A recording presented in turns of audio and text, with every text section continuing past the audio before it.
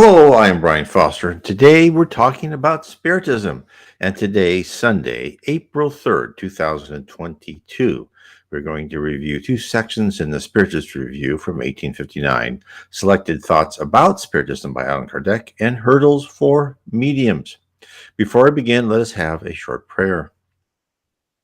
Dear Christ, let all of us who are on earth at this moment, in the midst of wars and sickness and chaos and control all around us, please help us open our hearts and our eyes and ears so we can see what the power structures on earth are actually doing to us. Help us discern what is really important. Help us look to you, O Christ, our Lord, for guidance and spiritual love and fraternity and charity and honesty. Amen. So today is interesting. So it's Selected Thoughts About Spiritism by Allan Kardec. But before I begin, if you are interested about Spiritism, I suggest you download my free PDF, Spiritism 101, The Third Revelation. You can get that from nwspiritism.com. And that is in PDF version. Of course, on the right-hand side navigation, there's all my other books. And there's also Spiritism 101, which you can get in Kindle, paperback, or in Audible format. So let's begin. So today we're talking about Allan Kardec's and Selected Thoughts.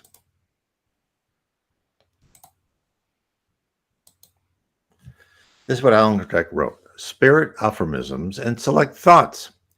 From time to time, we will offer select thoughts under the title above, which in a few words will summarize certain essential principles of Spiritism.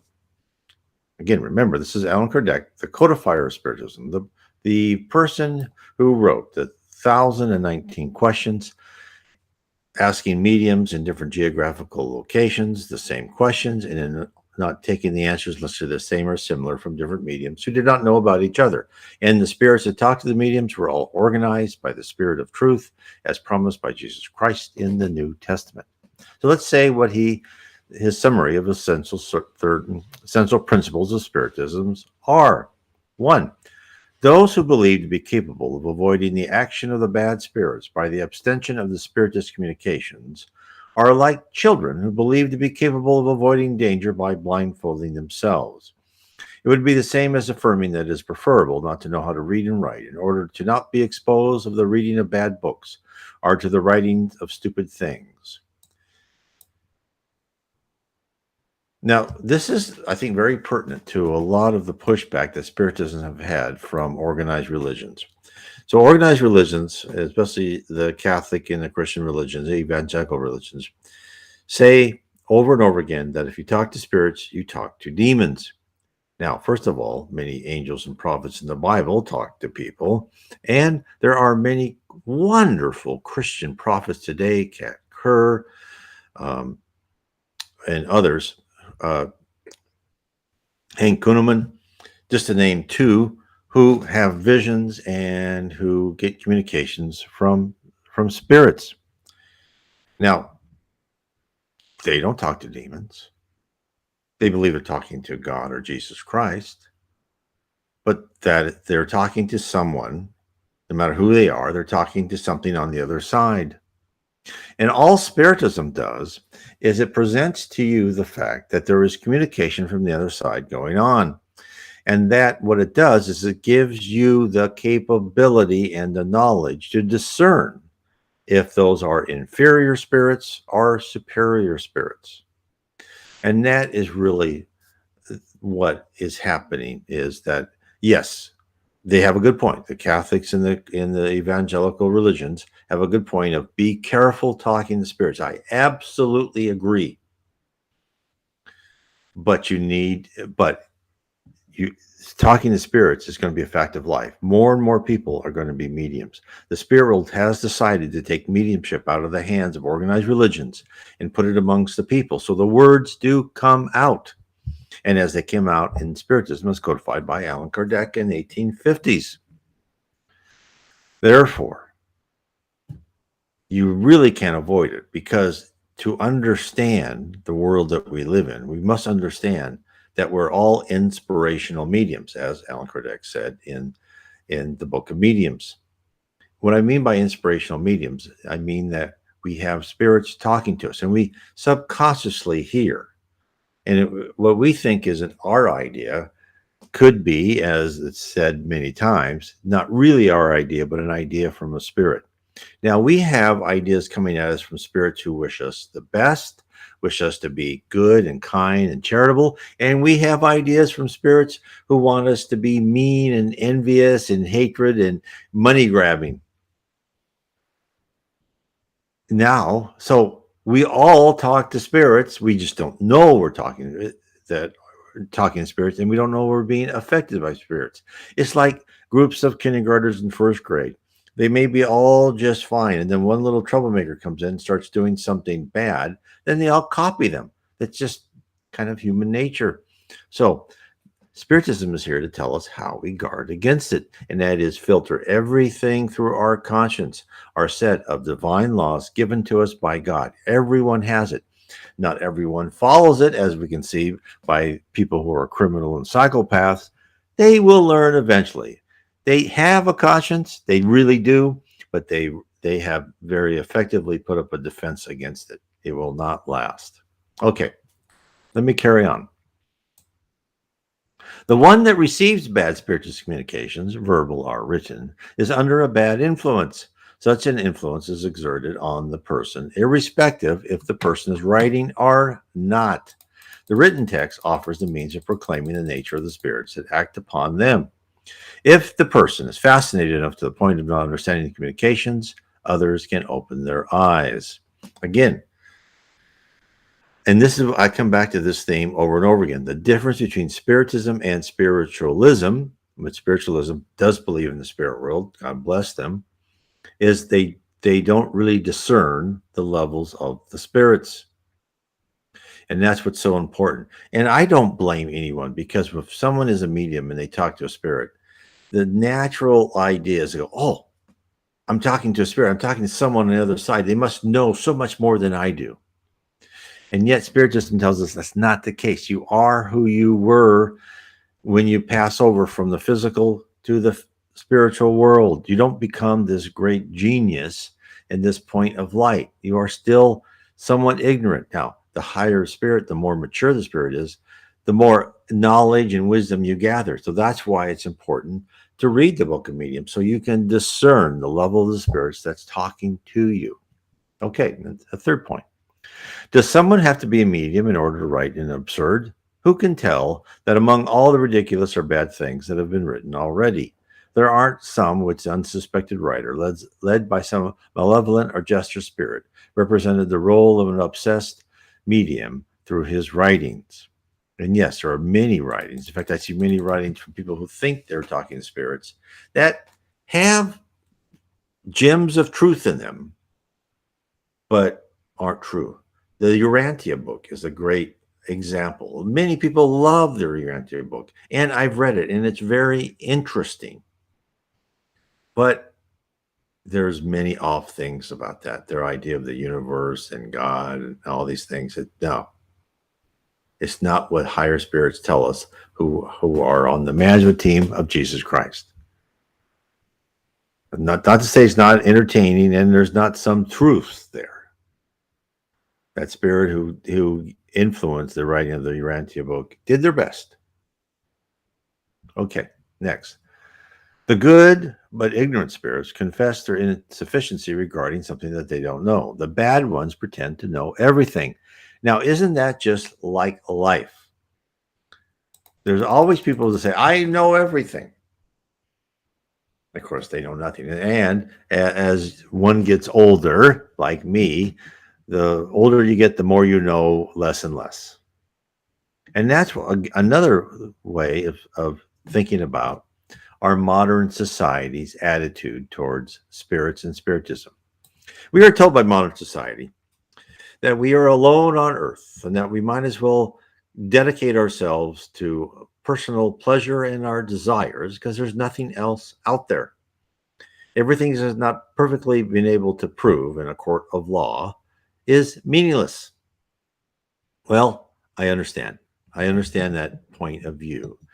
And, we would all like to have complete proof of everything about Jesus and God and the spirit world. But there's two things. One, everyone individually will be given hints and signals, just like I talked about in my book, The Seven Tenets of Spiritism, how I was given hints and signals for me to know that there was something superior to this physical planet, to my own little selfish short life. There's something much more beyond that. That's the first thing. So many people know that, no, society's wrong. There's something else out there. Many people may not know what it is, but there's something else out there. Next is, why can't God just come down and tell us all? Well, spirits tell us there's a very good reason for this.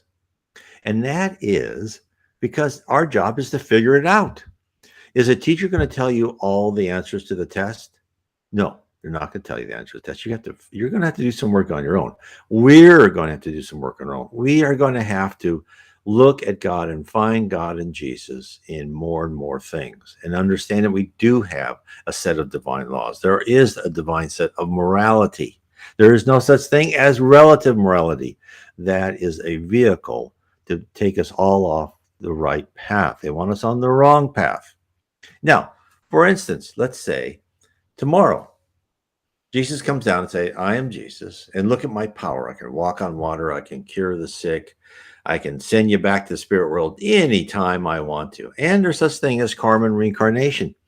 And if you do something bad, it all comes back to you. And let's say Jesus demonstrates everything he says. What would happen if you honestly ask yourself in 3 months to 6 months' time? First, people would say, well, that was a mass psychosis, because they didn't really believe it in the bottom of their heart. They will come up with rationalizations to think that that was just not true, and that, or it does not pertain to them. Only the people who really believe. There's all sorts of rationalizations people can make. Just like you see rationalizations on government and corporations when they're just doing something so stupid you cannot believe it, and yet they do it because the group in force is just going for it, and everyone just goes along. You see it all the time. Anyone who's been any part of an organization knows how easy it is for stupid ideas to gain currency and to keep going, and how hard it is to stop it. That's what's happening to our culture right now. This whole woke culture, this cancel everything that doesn't allow everything, it doesn't corrupt everything, is going on in full force. Now people are fighting back, but it is a heavy hill to climb. Now, they won't be satisfied or just move the goalposts. Exactly. Now, I want to get off subject for a second. And so Mr. Mega X actually wrote me a couple meetings ago. I think it was last week. I can't remember. Last week sometime, when he was saying that Putin could be the reincarnation of Julius Caesar. And I said yes at many things, and it doesn't really make a difference who's reincarnating as what. But I was thinking about it, and so I want to kind of go off on this tangent for a minute. So some spiritists, and I don't know this for a fact, say that Alexander reincarnated in Julius Caesar, who reincarnated into Napoleon.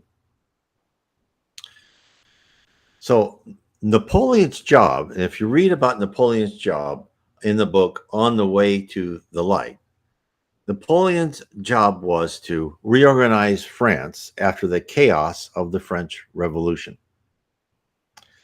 Now, the spirit world said, oh, looks like he went beyond that.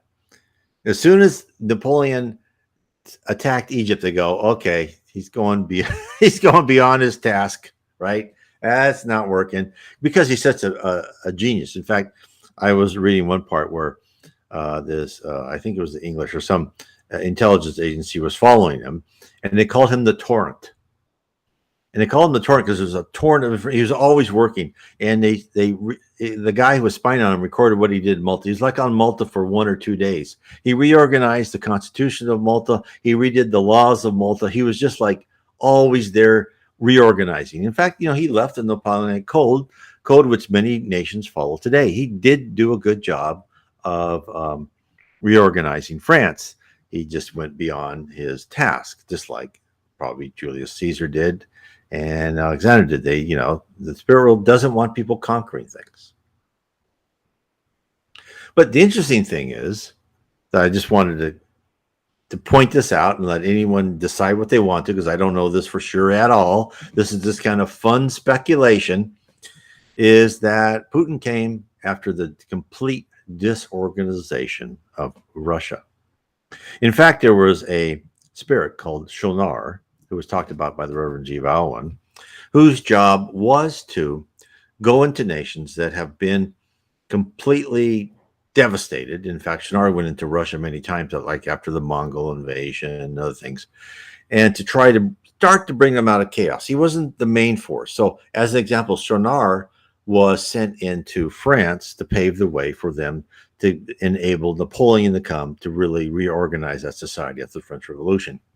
I believe, and I don't have knowledge of this, that Shonar was probably a member of the Directorate or someone like that, who appointed Napoleon to one of the positions of power so then he could shine. So I just wanted to point that out. So, Mr. Megamat X, I just want to tell you, I was thinking about your comment, and so one never knows. I mean, it just shows you the interconnectivity and what could be out there. Now, the other interesting point this brings up, and I know I'm really way off on the tangent what we're talking to, but it's all about the machinations of the spirit world, is when you see the same people who are being used again and again in positions of power. So what many very knowledgeable spiritists say is that Chico Xavier, the great Brazilian medium, was Allan Kardec. And before that, he was John the Baptist. And before that, he was Pluto. Right? Not Pluto, Plato. Plato, the one who wrote down what Socrates said. I was thinking about the planet Pluto. Now, again, and before that, he's been a very high religious person in Babylon, a religious priest, and a pharaoh in Egypt, is from what I have read. And many people, spiritists, believe this. So the first thought in my mind comes is, what, is there a dearth of talent that other people can't step into these shoes and get something done? So I think that should really show us how hard it is to become a spirit that can be sent on a mission and get the job done. Because there was a spot, and I think it was The Messengers. It was Andre Luis's second book, or maybe it had been the third book. And he was talking to spirits, and they're saying, look, the vast majority of people sent on task on Earth, and these could be minor tasks, maybe start a Spiritist center or start a charity or help an organization grow, whatever. The vast majority fail. In fact, Geraldo Lemos Neto asked Chico Xavier about Allan Kardec. He goes, what would have happened if Allan Kardec failed? And Chico said, they had 50 other people like Allan Kardec waiting to help. They always have backup plans because they know, it shows you how smart they are, they know the chances of failure. Why do you think Paul became the apostle even after Jesus died? Because, and this was in the book On the Way to the Light, because the spirit world knew that his current set of apostles, without Paul, were very much into the stratification of the Jewish culture and the priestly class, and that they would eventually mimic that and only work on the revelations of Christ among themselves. That they would create a competing power structures to the Pharisees. That's not what Christ wanted. Christ wanted to reach everyone. Therefore, they got Paul and said, no, and that's why they call him, the apostle to the Gentiles. No, everyone. We're not just talking this. area. We want everyone to hear the teaching. So again, this shows you how the spirit world works. So these are little things that when you get into Spiritism, they become fascinating. Is how this school of Earth, how our little campus here, little backwater of the universe after trillions and trillions of planets, how even we are important and shepherded along so we can become better spirits and someday to become a actually productive spirit in the spirit society. So okay, so let me carry on with Allan Kardec said. The advanced spirits demonstrate their superiority by their words and by the constant sublimity of their thoughts, but they're not boastful. Be suspicious of those who emphatically say they are at the highest level of perfection and among the elected ones. Swaggering is always a sign of mediocrity among the spirits as it is among us.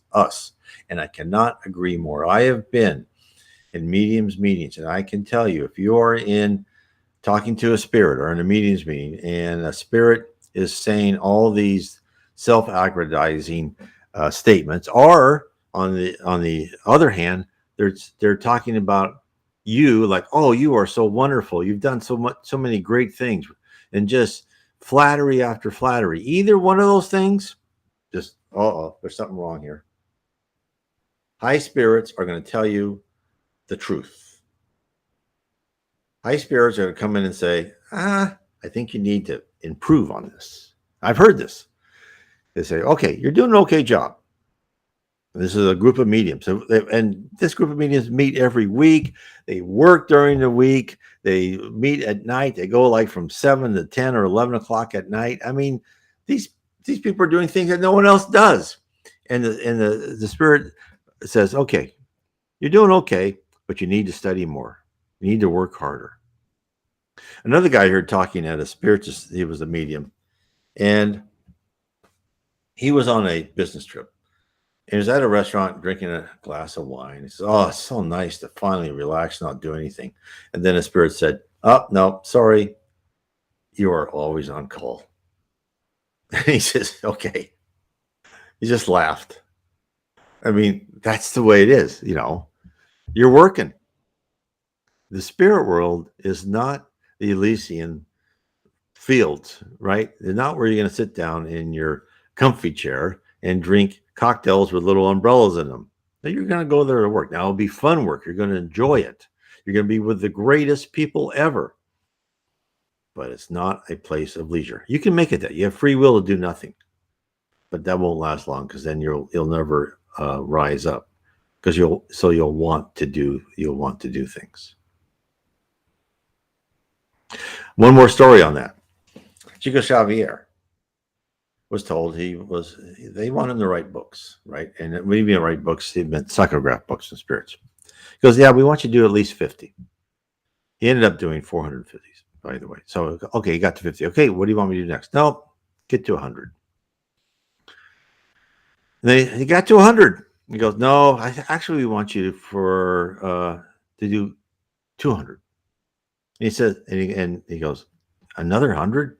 He goes, yes. He goes, and then his spirit mentor, Manuel, who is now incarnated, he's around 20 years old now, maybe actually 21, 22, said, now you don't have to do this. You have free will. You don't have to write more books. And Chico said, okay, so what happens if I say no? Oh, well, then I'm allowed to bring you back to the spirit world immediately, meaning that, his heart would stop or something and he's out.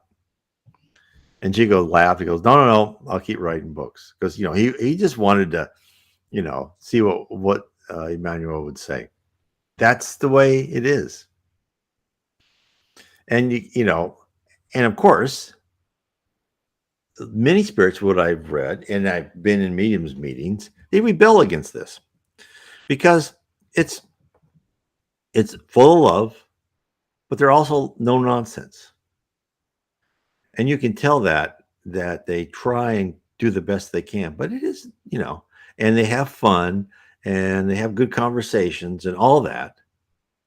But it's like, you have a job to do. And if you sign up for that job, Come on, you got to do it. And so just know that. And so if you hear a spirit through a medium and they say like how great they are, how great you are, or they repeat this. I went to one medium's meeting and it wasn't really well controlled of who could come in. And the spirit kept saying the same thing over and over again. And my wife and I looked at each other and we go, "No, this is this is not the real thing." So anyway, just a little bit of conversation. Okay, let's go to the next. Okay, so this, this is not what I want. The next page, sorry. Hurdles to Mediums. This is from the February 1859 edition. So you can see, as I pass by this real quick, is that the Spiritist Review has a lot of unimportant things, and some of them are very out of date and not of use what we would like. So really, when I go through the Spiritist Reviews, I try to take what I think is topical and interesting that people are interested in Spiritism. Okay, let's begin. Hurdles to mediums. The mediumistic faculty is diverse. It presents infinite nuances in mechanisms and effects. Anyone who is capable on receiving or transmitting the communications of the spirits is thus a medium, whatever the employed means or the degree of development of the faculty, from the simple occult influence to the most remarkable phenomena. However, in the common use, the word has a more restrictive meaning, and it is generally applied to persons endowed by a very important mediumistic power, both to produce physical effects and to transmit the thoughts of the spirits through writings or the spoken word. Although this faculty is not an exclusive privilege, it is certain that it finds refractory minds, at least regarding the meaning given to that faculty. It is also certain that it is not exempt of hurdles to those endowed by such a faculty. It can be altered and even lost, and frequently be a source of grave delusions. About this point, we judge useful to call the attention of all those who deal with the Spiritist communications, be it directly or through third parties. We say through third parties because it's important to those that are served by mediums to be able to appreciate the worth and trust that their communications deserve. So I'd like to expand on that a little bit. First, being a medium is extremely difficult. And in fact, the Reverend G. Owen, who wrote the Other Side of the Veil and gave us this very interesting communications from mediums, did not trust his own mediumistic ability. I think it took him like 10 years. He was a Church of England reverend, and he said, look, people think, we're reverends and we just be fooled by any spirit, but no, we were very careful. And so he did not really trust what he was hearing. It took him a long time. And really, for what the Spiritists say, spirits say to the mediums, is one of the biggest hurdles is mediums have a, which I think quite rightly so, is they think that a lot of what they hear is what they wanted to hear in their minds. And I totally can understand it. I'm not a medium, but I can totally understand this reluctance to say, oh, this is some spirit saying, and because they're humble and they think, well, maybe I'm just thinking all this, right? So it's tough. And it's, and then people can't have a source of grave delusions, right? And it's very hard, and it takes a lot of faith and concentration and kind of your own self-discipline and knowing your self-worth. It's a hard road to stay on.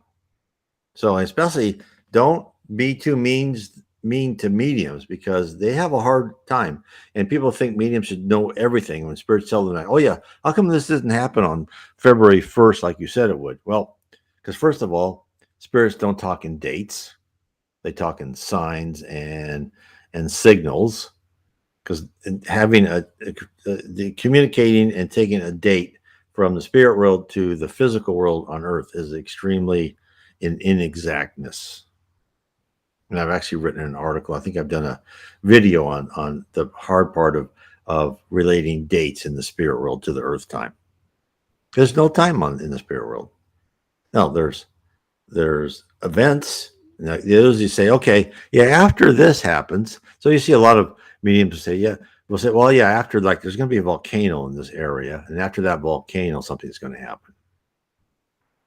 You'll see things like that, which makes sense when you understand the other side in relationship to this physical side. Okay, I'll go on.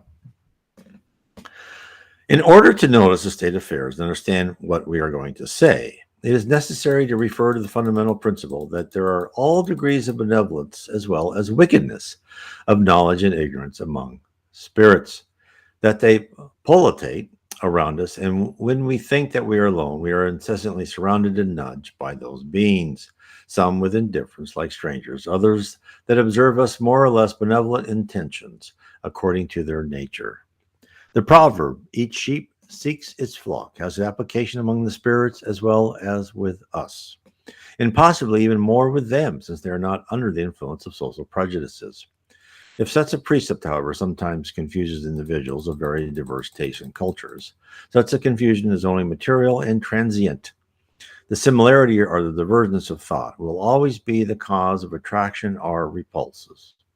Again, this is by the law of affinity, like aligns with like, and therefore, if a medium has read and studied about Spiritism, have tried to live what they've read and tried to purify their thoughts and be dedicated to this, they will attract higher spirits that will give them superior messages. If there's someone that has this crystal ball and charges a couple $100, whatever it is, to tell you if you're going to find that significant other, they are going to talk to relatively inferior spirits. Once a medium charges for what they are doing, they're not going to have the input of higher spirits. Just understand that. Understand what you're getting. Understand what the level of information you're getting by the type of medium that you are trying to get it from. Okay. Our soul, which is in the end, is nothing more than an incarnate spirit, is still a spirit. Although momentarily dressed by a material envelope, its relationships with the incorporeal world, although not as easy as when in such a state of freedom, are not absolutely broken because of that. Thought is the bond between the spirits and us, and through our thoughts we attract those who sympathize with our ideas and inclinations. Let us then represent the mass of spirits that surround us like the crowds that we find in this world. Let me get a drink real quick.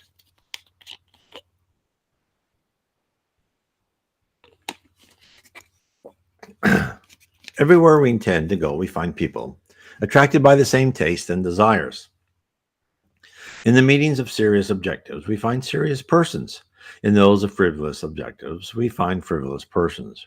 Spirits attracted by the prevailing thought are found everywhere. If we observe the moral state of humanity in general, we will understand without difficulty that in such an occult crowd, the elevated spirit should not constitute the majority. This is one of the consequences of the state of inferiority of our planet, because we are a planet of atonement. We're not a planet of regeneration yet. We're just beginning that. So right now there are more inferior spirits than superior spirits on and around this planet. I'll carry on. The spirits that surround us are not passive. They form an essentially uneasy population, which incessantly thinks and acts, influencing us irrespectively, exciting and discouraging us, pushing us to the good or to the evil, a fact which does not subtract our free will more than the good or bad advices that we receive from our fellow human beings. We all know that. However, when the imperfect spirits incite someone to do something bad, they know very well who they are talking to and why, and they will not waste their time when they realize that they are not welcome. And again, this is a perfect illustration of if you build up and you start listening to your conscience and you refuse to do that which is hurtful or harmful to others or to your own spiritual level, inferior spirits will say, I'm not going to bother with this person. They'll just leave you alone. I'll carry on. They excite us according to their own inclinations or according to the germs that they see in us as to our disposition to listen to them. That is why a person who is firm in the principles of good doesn't give them the opportunity. That's what I just said. Their considerations naturally lead us to the problem of mediums. As with all beings, they are submitted to the occult influence of the good or bad spirits. They attract or repel them according to the sympathies of their own souls. And bad spirits take advantage of all faults, as from a missing protection, in order to impose themselves irrespective of the medium, meddling with every act of the medium's private life. Moreover, once such spirits find in the medium the means of intelligibly expressing their thoughts and attesting their presence, they also meddle with the communications, provoking them, because they expect to have a greater influence by doing so.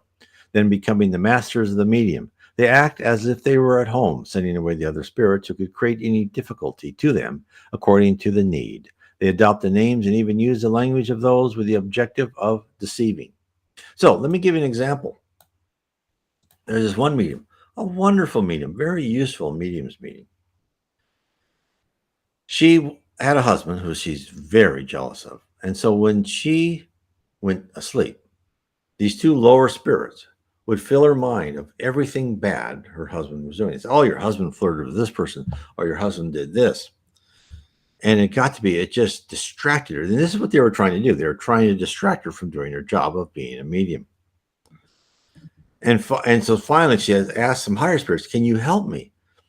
They keep telling my husband's horrible. He goes, well, we're all here to help each other. And so then their next night, this lady with these two bad spirits talking to her and said, look, we know where your husband is. He's flirting with this other woman in a bar. Because he said he's going to be home late that night. Don't wake up. So she went to the bar in spirit form and looked at him and goes, oh, he's a traitor to me.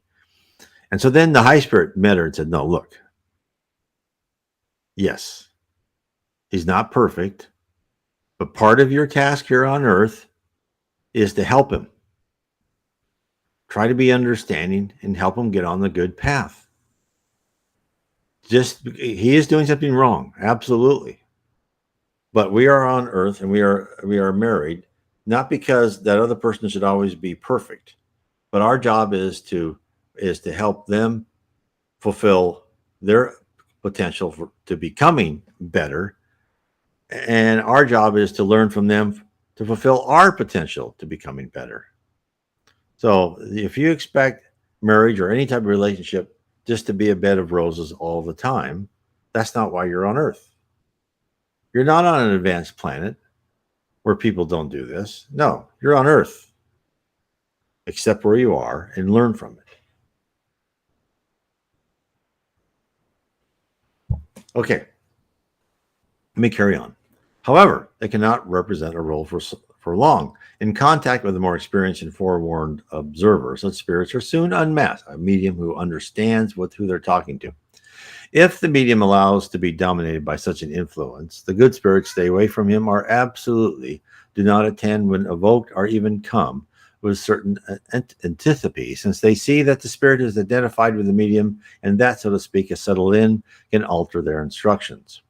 If we have chosen an interpreter, a secretary, any mandatory, it is obvious that we would choose not only a capable one, but one who is even worthy of our affection, that we would not entrust a delicate mission as well as our interest to someone that is insane or that is an habitué of a suspicious society. The same happens to the spirits. The superior spirits will not choose a medium familiarized with frivolous spirits to transmit serious instructions, unless there is a need for that, or that there aren't other mediums available at the time of communication, or even when they want to teach the medium a lesson, which sometimes does happen. But in such cases, they only accidentally use the medium, abandoning him when convenient, leaving him to his own sympathies in case he insists on keeping them. The perfect medium then would be the one who would not grant any access to the bad spirits out of negligence. However, such a condition is very difficult to fulfill. If absolute perfection is not an attribute of the human being, it is always possible to assess them by their actions, and the spirits, more than anything, take their efforts, their willpower, and perseverance into account. Therefore, don't expect perfection, but we all have to try for it. We all have to attempt to do as well as we can. And yes, there are mediums that are fooled. In fact, I even know of a Spiritist center that where the head of the Spiritist center really is not talking to superior medium. That's why my wife and I, we stopped going, because we could see there were funny little things that they were controlling. Like they said, well, don't move that chair. The chair has to stay there. Like, no high spirit would say that. Or don't cut any. They're two trivial examples, but it's in the trivial examples that you find a lot of the truth. Don't cut any plants out in the garden. Only the gardener can do that. Now, what spirit's going to say that? What high spirit's going to say that? No, it's a spirit that wants to control. Therefore, we knew, okay, interesting. We didn't know before that a Spiritist center could be taken over by inferior spirits, but now we do know. It's just like a church, a temple, or any other form of worship can be infiltrated and taken over by inferior spirits. They can very subtly go in there, change the reverend, the priest, whatever that person is, and start slowly turning that person onto the wrong road. So if you go into a place of worship and you're seeing like, oh, this doesn't add up, start looking at everything that's what people are saying, how people are. Do they control you a lot? Do they try to threaten you with punishment if you do something not that they want to do? All that are attributes of a lower place as opposed to a higher place of spiritual harmony. Okay, let me carry on. How much time we got left? Okay.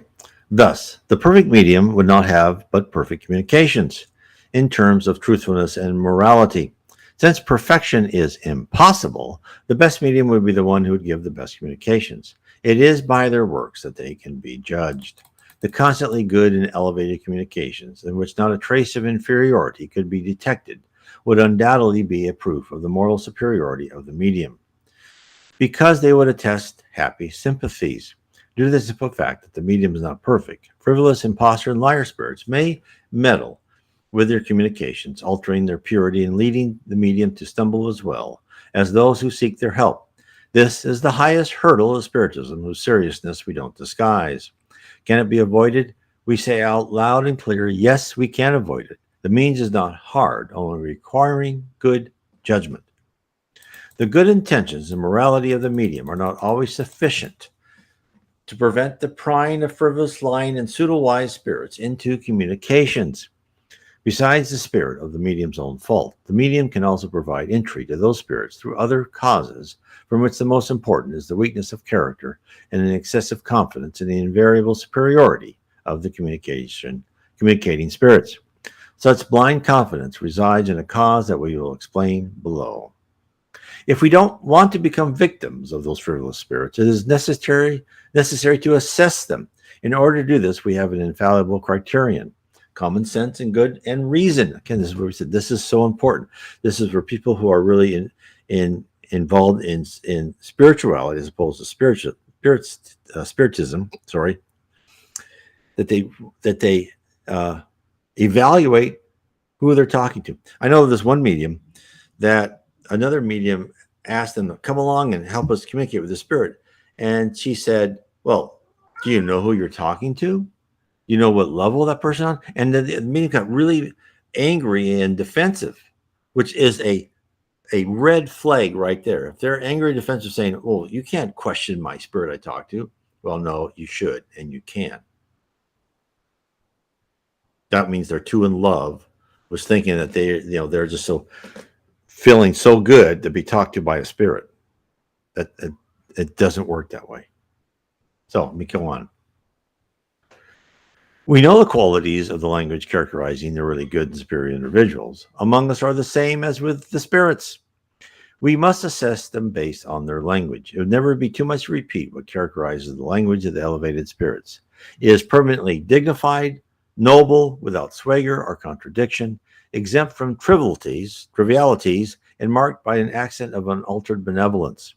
The good spirits advise. They don't command. They don't impose. They remain silent about things that they ignore. And this is the other thing that's so important. You'll have people talk to spirits, and they'll say, oh, I talk to this person, talk to that.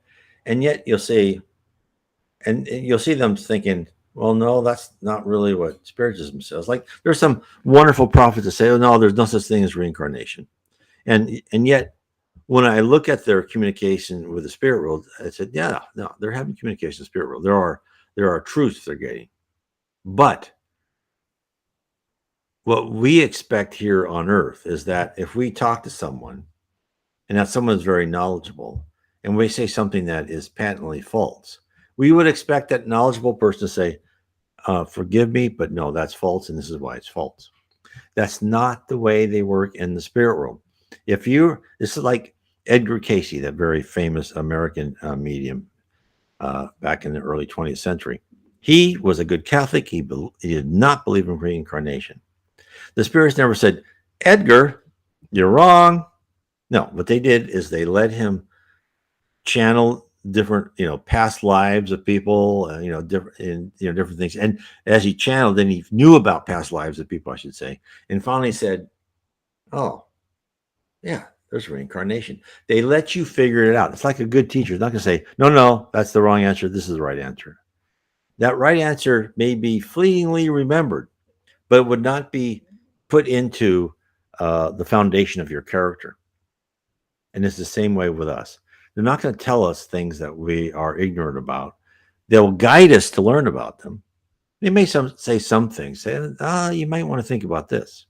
So it's not a complete rule, but I'm just saying for a lot of things that people just only believe one way, they'll let them believe that until they get enough information to change their own minds. Okay, we carry on.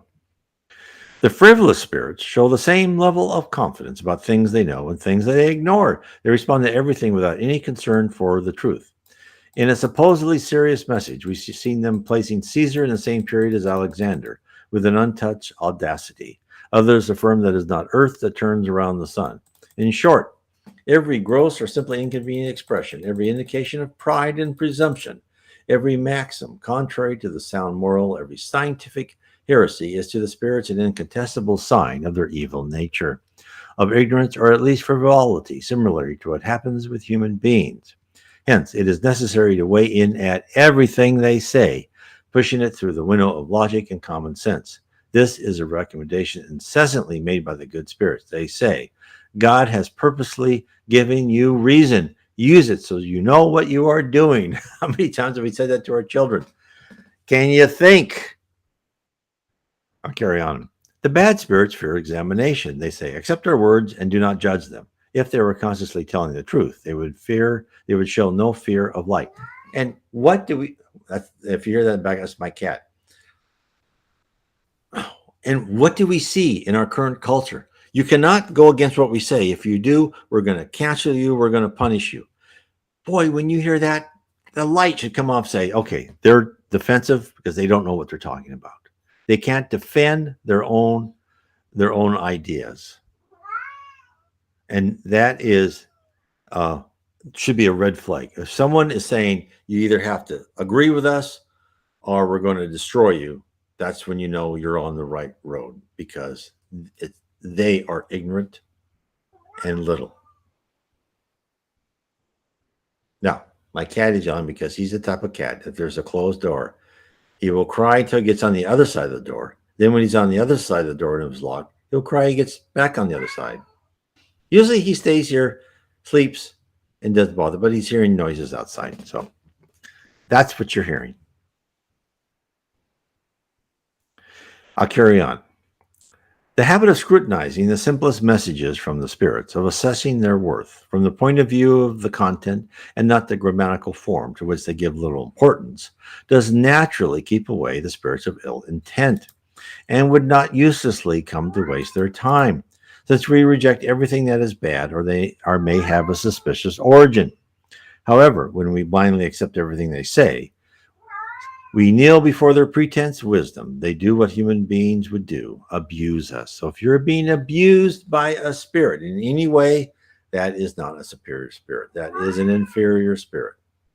If the medium is his own master and not dominated by a senseless enthusiasm, he will then be able to do what we advise. It frequently happens, however, that the spirit subjugates the medium to the point of fascination, leading the medium to consider the most ridiculous things. So I hope I'll leave that with you and urge you to read more about spirits, Read Allan Kardec's The Book of Mediums. You can just type in Allan Kardec space PDF. You'll find all of his 5 major books in PDF. Of course, you can buy them. You can go to my my blog site, nwspiritism.com, and it will click on the picture of Allan Kardec, and it'll take you to the FEB bookstore, and you can find books by Allan Kardec. And actually, I think they're less expensive than if you get them on Amazon. But if you want an Amazon or your bookstore, you can get them there too. Now, if you want to know more about the spirit world and what it means to us, I would recommend my book, The Spirit Realm. Spiritism has revealed the reality of our existence. And I talk about what is the spirit world, what is the physical world, which is a subset of the spirit world. What are you? You are really this encapsulated piece of logic that exists forever, and you keep growing spiritually, and you keep growing as a spirit. It tells you what you are as a spirit, how you learn as a spirit, how you grow as a spirit. It tells you how you can grow and improve yourself here on earth in your temporary physical existence. I also tell you how spirits help guide you and what is the future of the earth. And it's coming at us. You are living, as the Chinese say, in a curse, the type of curse, in interesting times. A lot is happening. And we are at the beginning, at the very commencement of becoming a world of regeneration. From a planet of atonement where we pay for our past wrongs in our life, to a planet of regeneration where your existences are much more smoother and your trials and tribulations are less dramatic. Anyway, I want to thank everybody for being with me tonight, and God bless.